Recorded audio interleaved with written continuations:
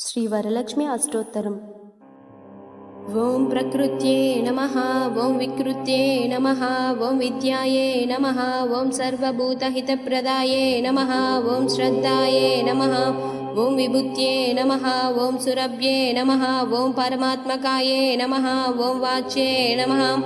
ओं पद्मलायाय नमः, ओं पद्माये नमः, ओं शुचये नमः, ओं स्वाहाये नमः, ओं स्वादाये नमः, ओं सुदाये नमः, ओं धनये नमः, ओं हिरण्मये नमः, ओं लक्ष्मीये नमः, ओं नित्यपुष्टये नमः, ओं विभवर्त्ये नमः, ओं आदित्ये नमः, ओं दित्ये नमः, ओं दीपात्ये नमः, ओं रमाये नमः, ओं सुदाये नमः, ओं सुरधारिणे नमः, ओं कमलाय नमः, ओं कान्ताय नमः,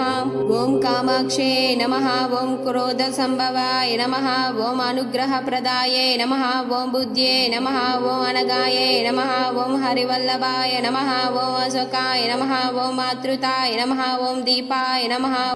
ओं तुष्टये नमः, ओं विष्णुपत्ने नमः, ओं लोकशोकविनाशिन्ये नमः, ओं धर्मनिलयाय नमः,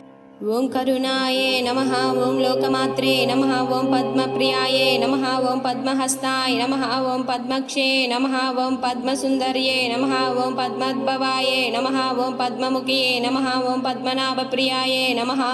ओं रामाये नमः, ओं पद्ममालधराये नमः, ओं देव्याय नमः, ओं पद्मन्ये नमः, ओं पद्मगन्धिन्ये नमः, ओं पुण्यगन्धाय नमः, ओं सुप्रसन्नाय नमः, ओं प्रसादाभिमुखिये नमः, ओं प्रभाये नमः, ओं चन्द्रवदनाये नमः, ओं चन्द्राये नमः, ओं चन्द्रसहोदर्ये नमः, ओं चतुर्भुजाये नमः, ओं चन्द्ररूपाय नमः, ओं इन्दिराये नमः, ओं इन्दुशीतलाये नमः, ओं आह्लादजनन्ये नमः, ओं पुष्ट्ये नमः, ओं शिवाये नमः, ओं शिवकर्त्ये नमः, ओं सत्ये नमः, ओं विमलाये नमः, ओं विश्वजनन्ये नमः, ओं दरिद्रनाशिन्ये नमः,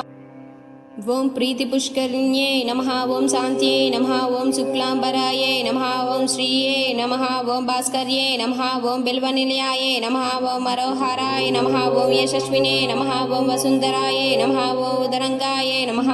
ओं हरिण्ये नमः, ओं हेममालिन्ये नमः, ओं धनधान्यकर्त्ये नमः, ओं सिद्ध्ये नमः, ओं तायनसौम्याये नमः, ओं शुभप्रदाये नमः, ओं नृपवेशगतनन्दनाये नमः, ओं वरलक्ष्म्ये नमः, ओं वसुप्रदाये नमः, ओं शुभाये नमः, ओं हिरण्यप्रकाराये नमः, ओं समुद्रतनयाये नमः, ओं जायाय नमः, ओं मङ्गलदेव्याय नमः, ओं विष्णुवक्षस्थलस्थिताये नमः,